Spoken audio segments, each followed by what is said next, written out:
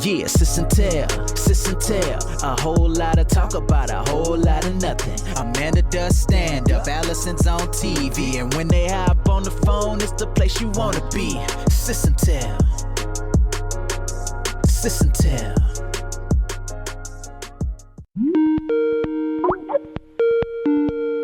Hey, Allie. Hey, man. How are you?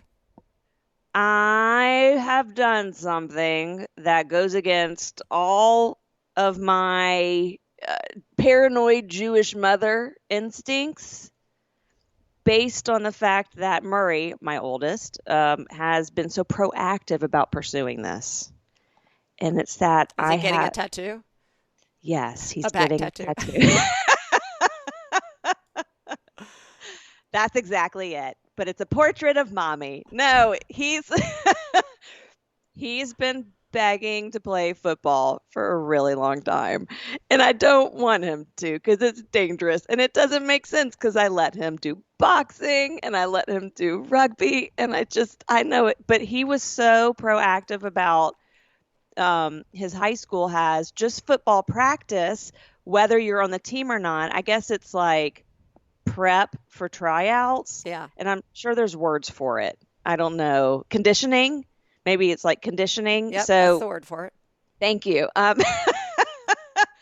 Like up until yesterday, I was calling them, sports costumes, whatever they're called, uniforms, Yes. uniforms. But so he was super proactive about finding out about the practice and getting me to message the coach and finding out what he needed and finding out the wording of what I needed to say to the coach to make sure he could go. And he even spent the night out last night, had a long night, and still managed to get to football practice at 9 this morning. Oh my gosh, so he went? So he's at football practice right now?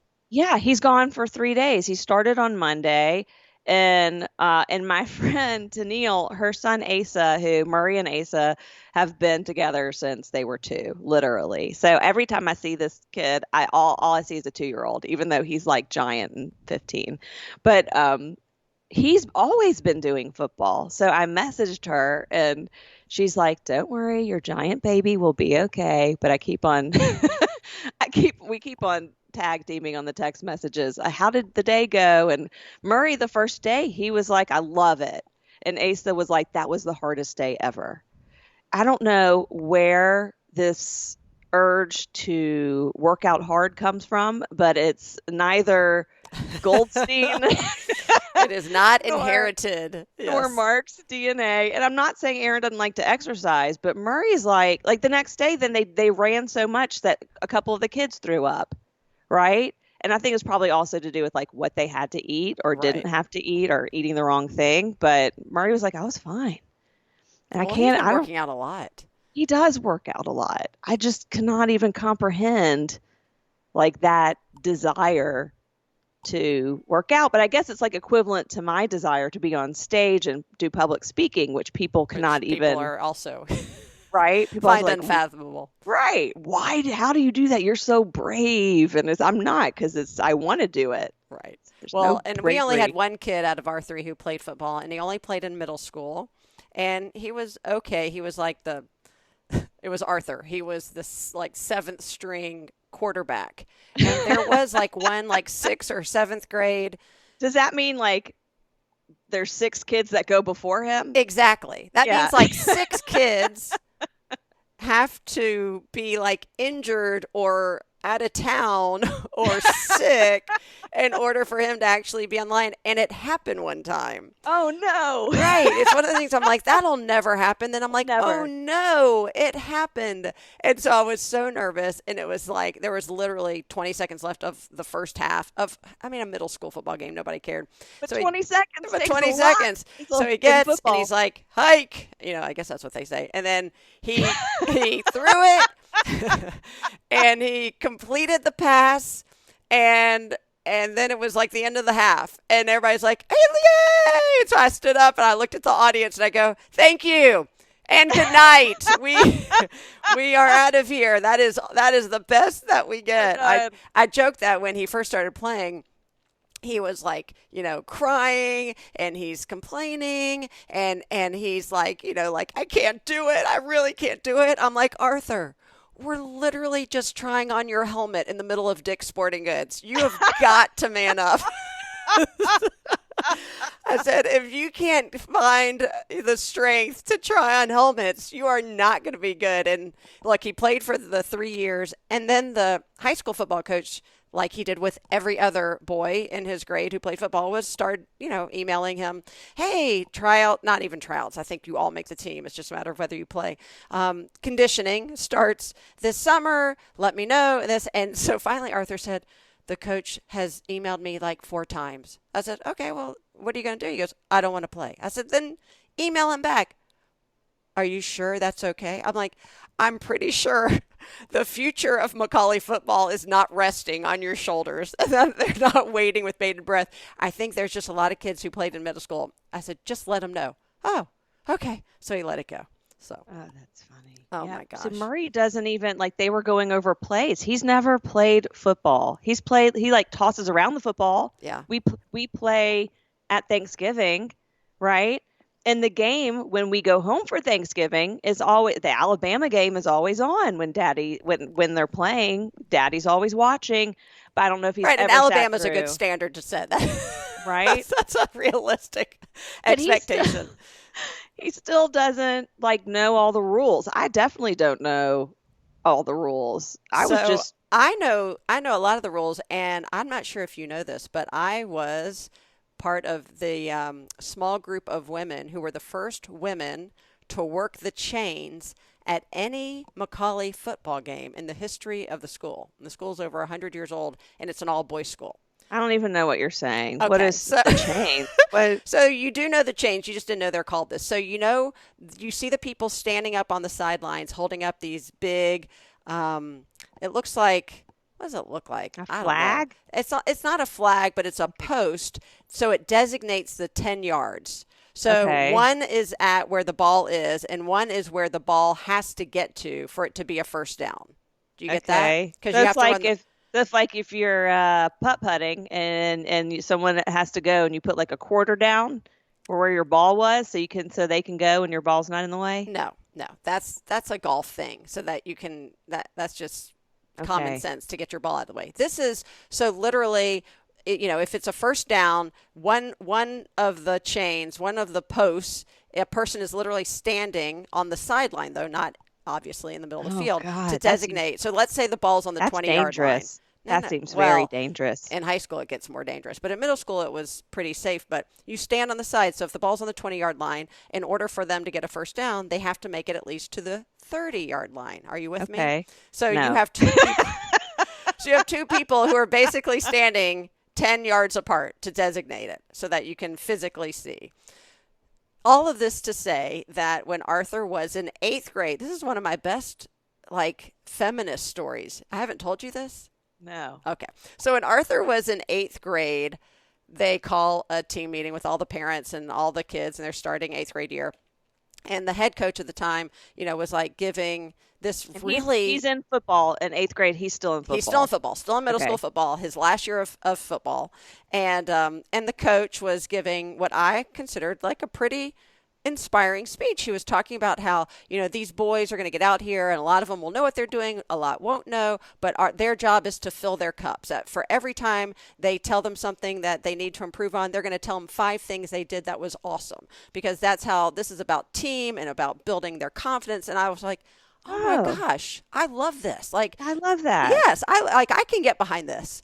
So just as I'm about to cheer for the coach and be like, yes, this is exactly the kind of team spirit and camaraderie and attitude and climate I want my son involved in, which it was. Then the coach says, and by the way, so we have some jobs for you.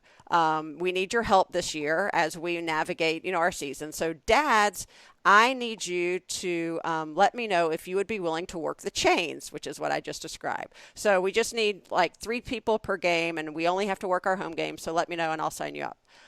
And moms, and oh my gosh, snacks. as soon as he says that, exactly, as soon as he says, and moms, I could already feel my blood start to boil. And I look around at the fellow moms who are very much like me, and I'm like, oh, what is he going to say? He goes, and moms, don't you worry. We have a job for you because little we're lady. going to need, and say it what you said.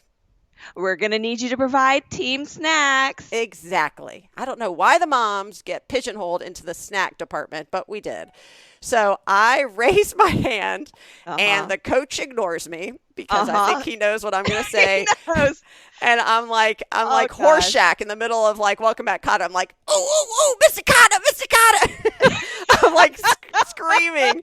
And he's like, yes, Mrs. Lebovitz. I go, yes, coach. I just have outspoken Jewish woman. Right.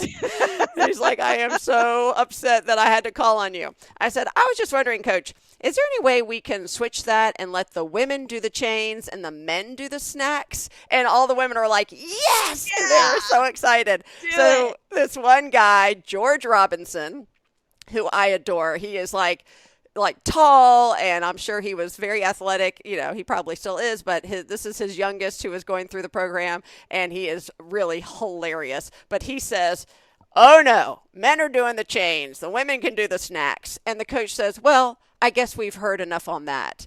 And I said, I don't think George is the last word on this, to be fair. And then we sort of like broke up the meeting because I think he knew that there was something coming.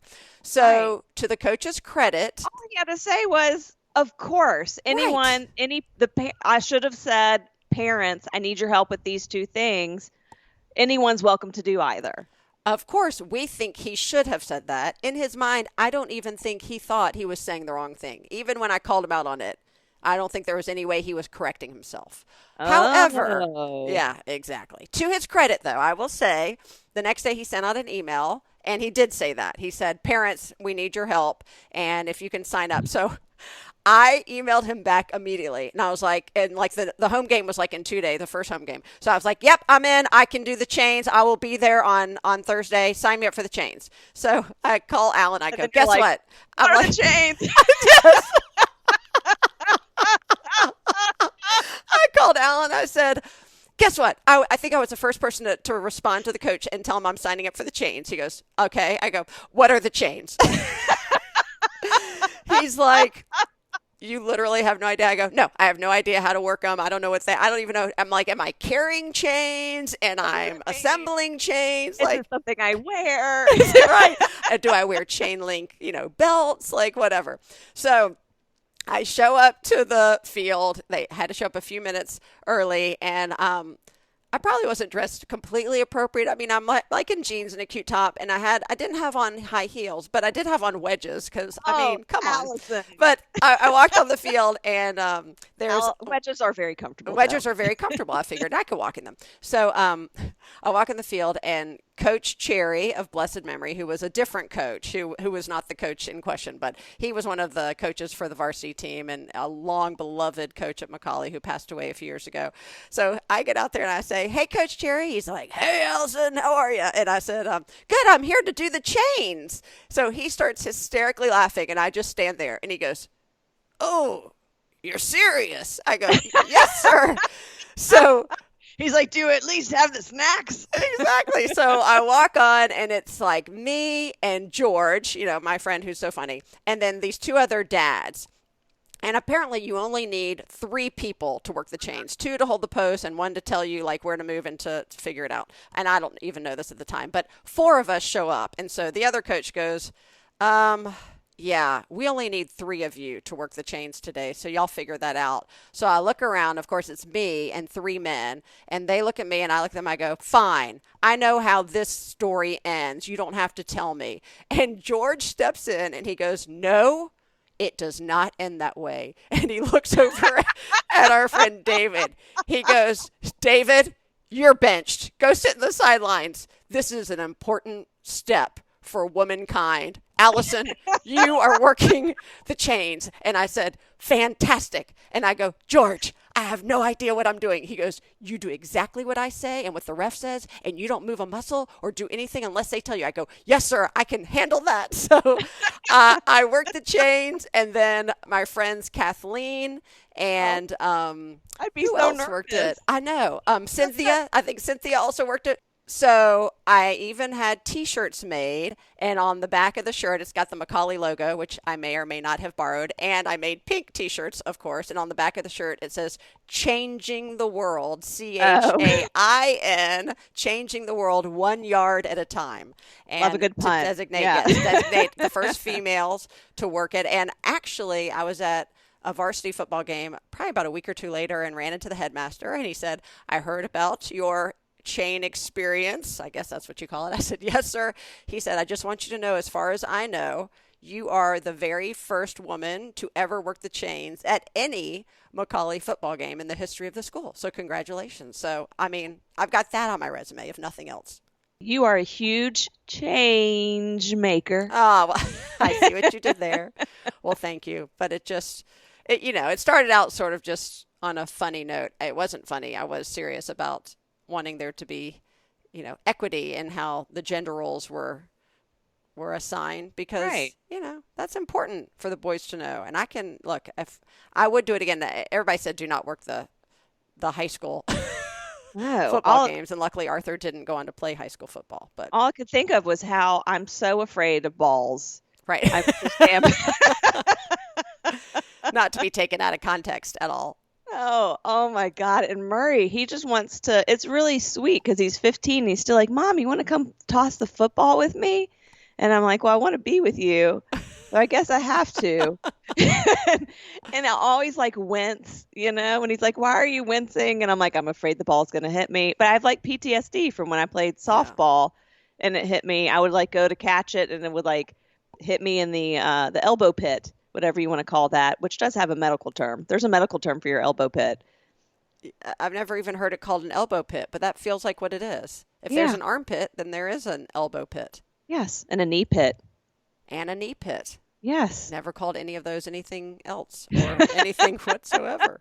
All right, I have a question for you. Okay. How is your road rage these days? I'm not suggesting you have road rage, but like I was in the car this morning heading to work out, and this car, I can't stand it, where they wait and they wait and they wait and then they get over right in front of me.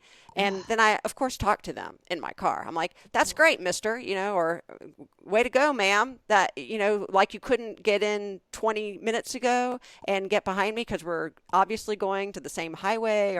And I thought I would never like walk on the sidewalk and say that to someone in person. I say a lot in my car. I'm a pretty tough person in my car. I'm actually a pretty rude person in my car, but things I would never say in person. Does this Well, happen to you? so I do have conversations, but I'm more like, well, that was a bad decision. What are we thinking that, oh, Mr. Carr? It's like I'm a kindergarten teacher and the cars are my students. Right. That's how I talk to them. But Aaron used to do this thing where if someone did something obnoxious in traffic, he would do the call me sign. He'd just be like, call me. I don't know why. Like it was like his To like the passive, person? yeah, like his passive aggressive way. And there's there's a difference between also talking to yourself and talking at that person who did something Oh, to yeah, I you. don't do that. Yeah, and Atlanta's got a really bad road rage problem going on right now where people are getting shot. So I like, While they're driving? yes, I honked at someone who was about to hit me and I told Aaron about it and he's like, don't do that. Don't do that. You're going to get shot. And I'm like, but I wasn't doing it out of anger. I was doing it because they almost hit me and then they flicked me off. Right? Like, how am I supposed to, there's like this balance of, I was not angry. I was like, hey, you're going to go Right. into me. And then they flicked me off. Right. And they don't know. I could be the crazy person in my minivan. You don't know. You don't know. I could be packing in my van. You don't know what's in my glove compartment. It might be a ton of face masks and my, expired tag stickers, but it's I know. In the South, people take honking so personally.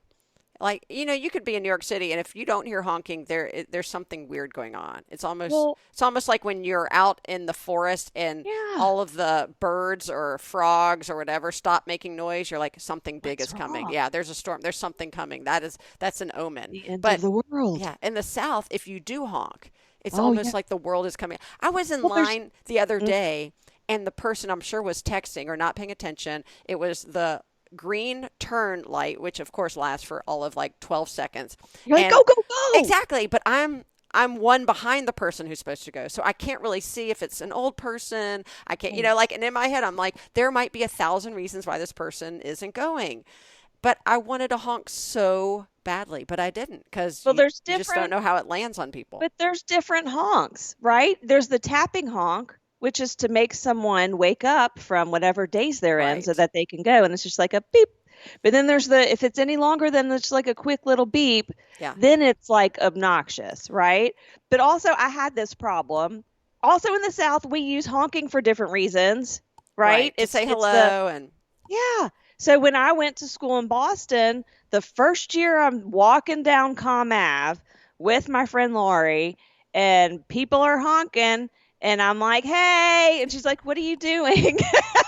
They're not talking to you. They're not talking to you. And if they were, why would you wave back? Do you know people in Boston that would honk at you? And I'm like, no, but I'm just trying to be friendly. Right. And then, do you know anybody in Boston with a car? No. Right. No. And then also people were, but there's also homeless people who would chit chat with me. And she's like, why are you talking to them?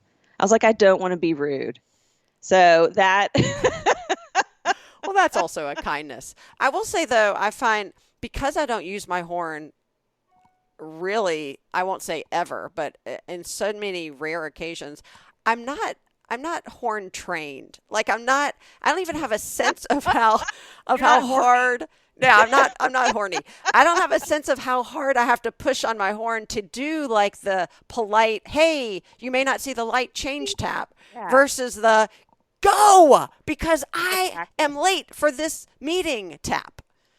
You understand? Like there was a point where I didn't even know where the horn was in my car. It should just be in the middle, but I was pressing one day and I guess I couldn't find it. It was like playing a game of Simon. I'm like, where is the thing I'm supposed to press to make the noise? But well, I think I told the story of Mommy and Carpool where the horn got stuck and we had to drive.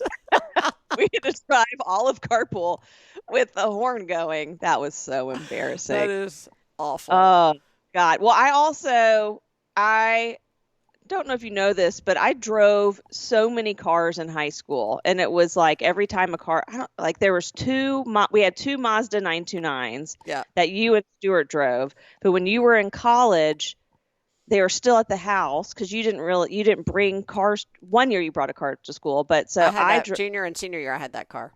So I had the one that had the car alarm on it, but there was something wrong with it. Yes, I remember this. So it would just the car alarm while I was driving it would just randomly start going off and doing the honking car alarm sound, and then it would stop.